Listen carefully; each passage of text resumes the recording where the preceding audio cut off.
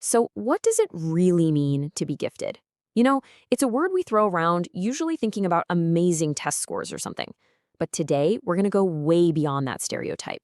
We're going to dive into a totally unique way of thinking, feeling, and just experiencing the world that's so much more complex and Fascinating. honestly Let fascinating. me just start by asking you this. Have you ever had that feeling, deep down, that your mind is just running on a completely different operating system than everyone else's? It's a feeling that can be incredibly powerful, yeah, but it can also be pretty isolating. See, true giftedness isn't just about being smart. It's a fundamental difference in how you process everything around you and how you feel about it, with way more depth, a much higher intensity, and a really amazing level of complexity. So, what does this actually feel like from the inside? Let's get into that internal experience, the real core of what makes this mindset so unique. Okay, so the first and most fundamental trait is all about how the brains of these individuals are just wired. They don't just think faster, they literally think differently. People call this multidimensional thinking, and it's not really about speed, it's about connections. One single idea can instantly branch out into 10 others, creating this rich, complex web of patterns and possibilities. It's like a constant search for a deeper meaning in everything. And this brings up a theme we're going to see over and over. On one hand, you've got this incredible gift for creativity and seeing things other people miss. But on the other hand, that same mind can feel totally chaotic, like a storm of ideas that's really hard to manage or ever quiet down. Now, this different wiring, it doesn't just affect your thoughts. It has a huge impact on your emotions. This leads to what some people call gifted emotions. It basically means the highs of joy are felt so much more profoundly, but guess what?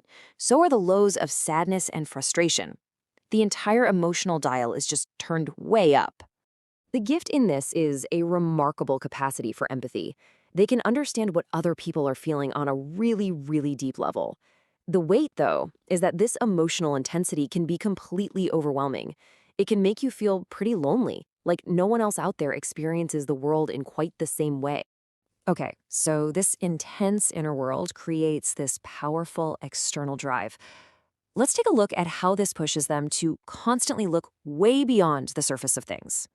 And this drive, it often shows up as this almost compulsive need to question, well, pretty much everything. Now, this isn't about being rebellious or difficult. It's a genuine, deep-seated curiosity. Surface-level answers just don't cut it. People with this mindset have this relentless drive to understand the root causes, the underlying principles, the real why behind it all. And this creates a really distinct mental process. They see what everyone else sees, but then they immediately start questioning the assumptions. And that leads them on this quest for the why, which at the end of the day is really a search for deeper meaning. This relentless drive for meaning brings us to another trait, and honestly, this one is often the source of both their greatest achievements and their deepest struggles. Yeah, we're talking about the internal battle with perfectionism.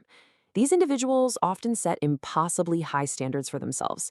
They can see what's possible, their absolute full potential, and the gap between that vision and where they are right now can be a source of constant frustration.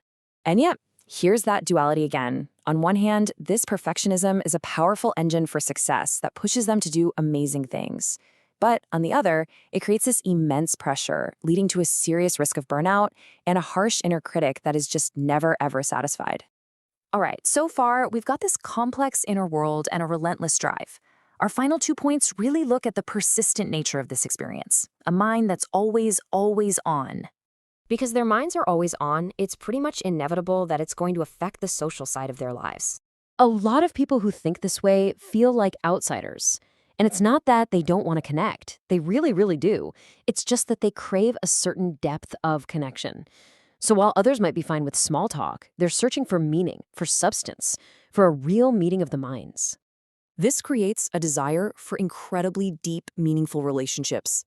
The challenge is finding those rare people who really get them, which can lead to that frequent feeling of just not being on the same wavelength as everybody else. And finally, our sixth sign really gets to the heart of this relentless energy. Their inner world just never stops. I mean it, there is no off switch. Their minds are in this constant state of motion, analyzing, planning, imagining, creating. Even when they're supposed to be relaxing, their brain is just humming along with a dozen different ideas and thoughts. Just think about that. On the one hand, it's an incredible gift. It's like an endless fountain of creativity and exciting new ideas. But it definitely comes at a cost. The inability to switch off leads to mental exhaustion, making true relaxation a rare and really precious thing. So, when we put all these pieces together, we start to get a much clearer picture of what it truly means to have a mind that works this way. We've seen that it involves a brain that's wired for multidimensional thought and emotions that are felt with incredible intensity. It comes with this relentless need to question and understand, an internal battle with perfectionism, a frequent feeling of being misunderstood, and a mind that is simply never, ever off. And ultimately, that's the main takeaway here. This way of thinking isn't about being better. It's about experiencing the world through a lens of greater complexity and intensity. It is a profound gift, for sure, but it's one that comes with its own unique weight. So we'll end right where we began with a question for you. If these signs resonated, if they felt really familiar to you, what does that say about your own unique, incredible way of seeing the world? It's a powerful thought to leave you with.